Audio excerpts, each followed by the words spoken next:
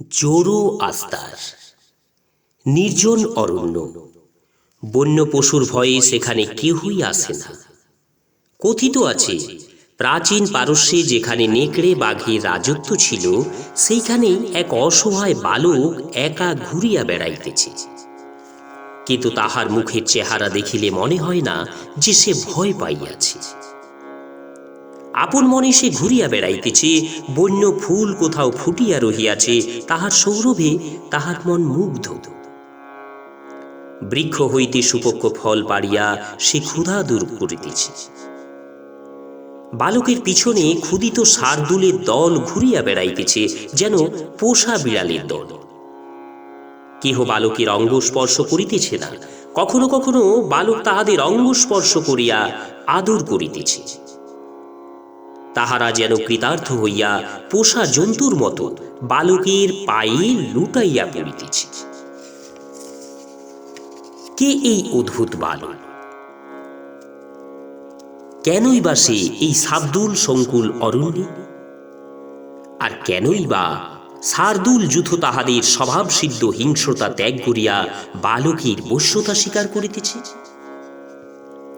এইসব প্রশ্নের উত্তরের মধ্যেই রহিয়াছে ইরান দেশের আদি ধর্মগুরু জোরো আস্তারির কথা।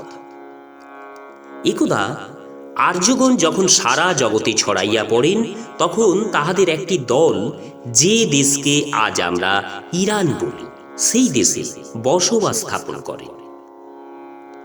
আরও প্রাচীনকালে সেই দেশের নাম ছিল ফার।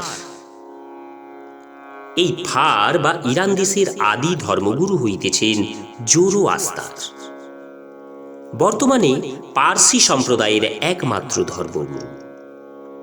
পার্সি সম্প্রদায়ের আদি ধর্মগ্রন্থ জেন্দ আবিস্তায় তাহার এই বাণী সংকলিত আছে। প্রায় 2500 বৎসর পূর্বে জোরোআস্তার পৃথিবীতে আগমন করেন, সুতরাং তাহার জীবন কাহিনীর ইতিহাসের পঞ্জিতে প্রবেশ করিতে পায় নাই। তখনও পর্যন্ত ইতিহাস রচনার প্রথা প্রবর্তিত হয় নাই। তিনি পুরাণের কল্পলোকেই বাস করিতেছেন। তাহার জীবনের ঐতিহাসিক সন তারিখ বা বিবরণ কালের স্রোতে হারাইয়া গিয়াছে। তাহার পরিবর্তে তাহাকে ঘিরিয়া অসংখ্য কাহিনী গড়িয়া উঠিয়াছে। বর্তমান ঐতিহাসিকগণ গবেষণা করিয়া স্থির করিয়াছেন যে যীশুখ্রিস্ট জন্মগ্রহণ করিবার প্রায় 700 বৎসর পূর্বে তিনি জন্মগ্রহণ করেন। সাত এল আরব এবং সিন্ধু নদীর মধ্যস্থলে যে ভূখণ্ড রহিয়াছে, তাহারই কোনো এক স্থান। ভারতীয় পার্সি সম্প্রদায় প্রত্যেক বৎসর 12 সেপ্টেম্বর জোরো আস্তারের জন্মদিবস বলিয়া গণ্য করে এবং এই তারিখে সমগ্র পার্সি সম্প্রদায় অগ্নি মন্দিরে গিয়া এই মহাপুরুষের স্মৃতি তর্পণ করিয়া থাকে। এই তারিখ হইল পার্সিদের জাতীয় উৎসবের দিন। তাহার জন্ম সম্বন্ধে এক কাহিনীতে বলা হয়েছে যে এই দৈব শিশুর জন্মগ্রহণের পূর্বে স্বর্গ হইতে এক দিব্য জ্যোতি, যে গৃহে জোরোআস্তারির জননী বাস করিতেন, সেই গৃহে অবতরণ করিয়া সেই সৌভাগ্যবতী নারীর দেহের সহিত মিশিয়া যায়। হিন্দু পুরাণে যেমন ইন্দ্র স্বর্গের দেবতা, পার্সি পুরাণে তেমনি ঔহাদ মাজদা হইলেন স্বর্গরাজ্যের অধীশ্বর। কে? ঔহাদ দরমাজ দা, তিনি হলেন স্বর্গরাজ্যের অধীশ্বর। এই জ্যোতি তাহারই পাদস্পর্শ করিয়া পৃথিবীতে আসে। এই স্বর্গীয় আলোর স্পর্শে জোরোআস্তারের জননীর সন্তান সম্ভাবনা হয় এবং পৃথিবীর মানবীর ক্রোড়ে জন্মগ্রহণ করেন স্বর্গের ঔহাদ দরমাজদার প্রতিনিধি জোরোআস্তার। এই দৈব্য জ্যোতির স্পর্শে জোরোআস্তারের জননীর দেহ এমন এক অলৌকিক আলোকে উদ্ভাসিত হইয়া উঠিল যে তাহার পিতা এবং আত্মীয় স্বজন ভীত হইয়া উঠিলেন। তাহার আচার ব্যবহারও বিচিত্র হইয়া উঠিল। তাহা দেখিয়া সেকালের মনোবৃত্তি অনুসারে লোকের ধারণা হইল যে কন্যার দেহে কোনো দুষ্ট প্রেত ভর করিয়াছে, তাই তাহাকে অন্য এক গ্রামে স্থানান্তরিত করা হইল। সেখানে একা একা তাহাকে বাস করিতে হইত। সহসা সেই নির্বাসনের মধ্যে তাহার সহিত পৌরুষাপসার দেখা হইল, এবং দেখা হয়ে যাওয়ার ফলে তাহারা বিবাহ বন্ধনে আবদ্ধ হল। জোরোআস্তারির জন্ম সম্বন্ধে এমনি একাধিক কাহিনী আছে। আরেকটি কাহিনীতে তাহার জননীর নাম পাওয়া যায়। তাহার নাম ছিল দগ্ধ।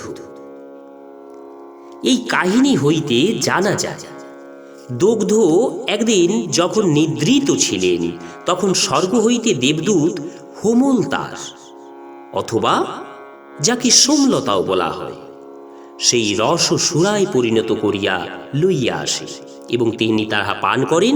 তাহার ফলে জোরোআস্তারের জন্ম হয়। আজও পর্যন্ত পার্সি পুরোহিতগণ ধর্মকার্যে এই বিশেষ সুরা পান করিয়া থাকে। প্রত্যেক মানব শিশু জন্মগ্রহণ করিয়াই ক্রন্দন করে, কিন্তু কথিত আছে যে জোরোআস্তার জন্মগ্রহণ করিয়াই হাসিয়াছে।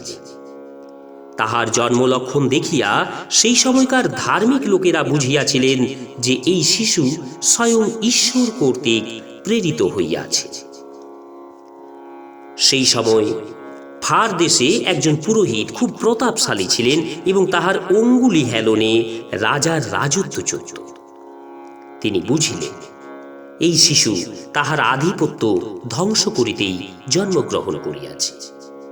তাই যাহাতে শিশু বড় হইয়া তাহার প্রতিদ্বন্দ্বী হইয়া দাঁড়াইতে না পারে, সেই জন্য শিশুকালেই তাহাকে এই পৃথিবী হইতে একেবারে সরাইয়া ফেলিতে চেষ্টা করিতে লাগিলেন। এই পুরোহিত তুরান জাতির লোক ছিলেন। সেই জন্য পারস্যের প্রাচীন ইতিহাসে তিনি তুরানি দুরাস রোবো নামে পরিচিত। দুরাস রোবো নানা উপায়ে সেই শিশুকে হত্যা করিবার চেষ্টা করিলেন, কিন্তু প্রত্যেকবারেই দৈব কৃপায় তাহার অভিসন্ধি ব্যর্থ হইয়া যাইতেছিল। তখনই সেই পুরোহিত এক ভয়ঙ্কর উপায় অবলম্বন করলেন। ফার দেশে তখন তাহার অপ্রতিহত শক্তি। তিনি কৌশলে চেষ্টা করিতে লাগিলেন পিতাকে পুত্রের বিরুদ্ধে উত্তেজিত করতে। তার সেই অপচেষ্টার ফলে জোরোআস্তারের পিতার ধারণা হইয়া গেল যে এই পুত্রের দ্বারা তাহার বিশেষ ক্ষতি হইবে। নিজের পুত্রকে তিনি সেই নির্দয় পুরোহিতের প্ররোচনায় ভয় করিতে আরম্ভ করিলেন। প্রাচীন কাহিনী হইতে জানা যায় যে সেই পুরোহিতের ষড়যন্ত্রে পিতা হইয়া তিনি পুত্রের জীবন নাশে সচেষ্ট হইয়া উঠিলেন। একদিন জোরোআস্তার রাত্রিতে ঘুমাইতেছেন, এমন সময় সেই ঘরে আগুন ধরাইয়া দেওয়া হইল, কিন্তু সেই আগুন বালকের দেহ স্পর্শ করিল না। পরে হাতির পায়ের তলায় বালককে ফেলিয়া দেওয়া হইল। হাতি সুরে করিয়া বালককে পিঠে তুলিয়া লইল। আমাদের পুরাণ কাহিনীতে ঠিক প্রহ্লাদের জীবনে অনুরূপ নির্যাতনের কথা আছে। কিছুতেই যখন বালকের কোনো ক্ষতি হইল না, তখন বালককে ভয়াবহ অরণ্যে নির্বাসিত করা হইল। ভীষণ নেকড়ের দল সেই অরণ্যে ঘুরিয়া বেড়াইত, ভয়ে সেই বনের ধারে কেহ যাইত না। কিন্তু বালক জোরোআস্তারকে সেই নেকড়া একা দেখিয়াও নেকড়েরা তাহাকে আক্রমণ করিল না, বরঞ্চ দেখা গেল সেই বনের পশুরা বালকের জন্য খাদ্য সংগ্রহ করিয়া আনিয়া দিতেছে। এইভাবে সেই দেব শিশুকে হত্যা করিবার নিষ্ঠুর ষড়যন্ত্র বারংবার ব্যর্থ হইয়া গেল। এদিকে জোরোআস্তার ক্রমে যৌবন প্রাপ্ত হইলেন। তাহার মুখে জ্ঞানের কথা শুনিয়া লোকে তাহাকে ভালোবাসিতে আরম্ভ করিলেন। কোথা হইতে যে এই জ্ঞান তিনি আহরণ করিলেন তাহা কেহই জানিল না। ক্রমশ তাহার জ্ঞান এবং মাহাত্ম্যের খ্যাতি সমগ্র কার দেশে ছড়াইয়া পড়িল। দুরাস রোবো যখন দেখিলেন যে জোরোআস্তারের কোনো দৈহিক ক্ষতি করিতে পারিলেন না, তখন তিনি তাহাকে তর্কযুদ্ধে আহ্বান করিলেন। তাহার ধারণা ছিল এই তর্কযুদ্ধে তিনি জোরোআস্তারকে পরাজিত করিয়া তাহার মর্যাদা বজায় রাখিবেন। কিন্তু আশ্চর্যের ব্যাপার, সেই যুবকের সঙ্গে তর্কে তিনি যে শুধু হারিয়া গেলেন তা নয়, তার মাথা এমন বেঠিক হইয়া গেল যে তিনি কোনো প্রশ্নেরই সঠিক উত্তর দিতে পারিলেন না।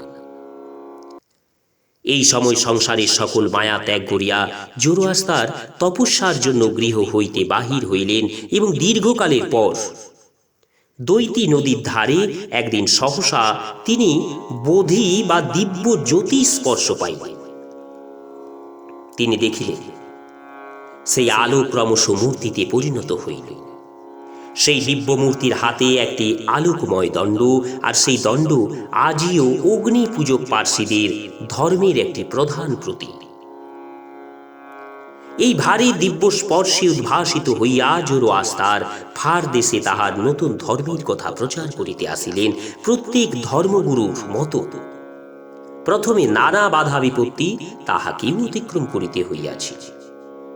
নানা রকমের অত্যাচার তখন ধর্মের নামে চলিতেছিল এবং মানুষের সমস্ত কাজের উপর ভূত প্রেত উপদেবতা এবং অদৃশ্য শক্তির প্রভাব নিরন্তর কাজ করিতেছে, ইহাই ছিল লোকের বিশ্বাস।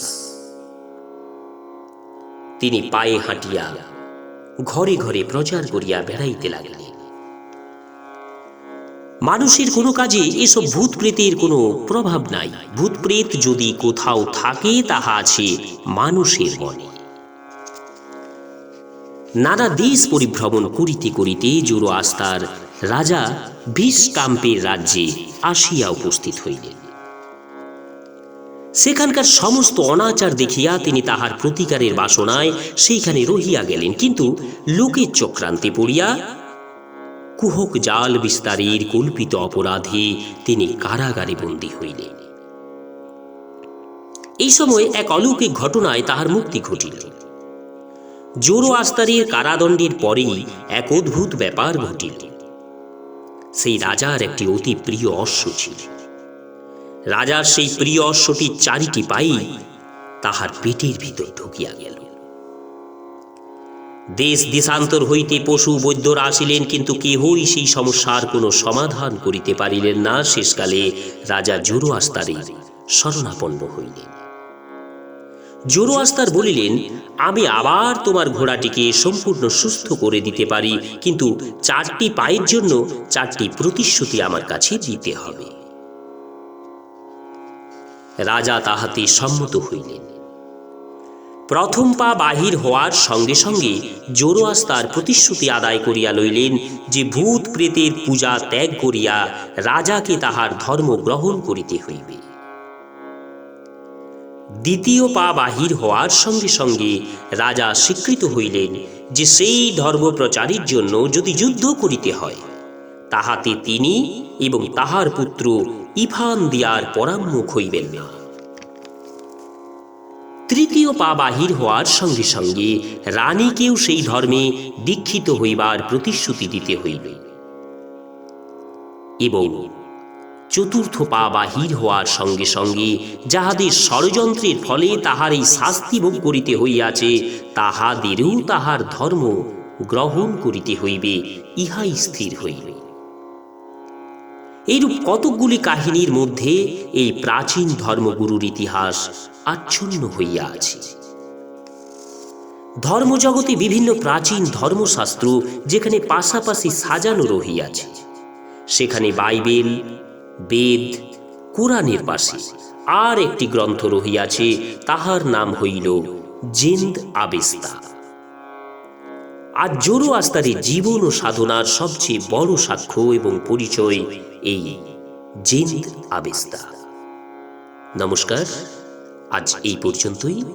মহাপুরুষদের সংক্ষিপ্ত জীবনী শ্রবণ করার জন্য আপনারা অবশ্যই চ্যানেলটি সাবস্ক্রাইব করে সাথে থাকুন। নমস্কার, ধন্যবাদ।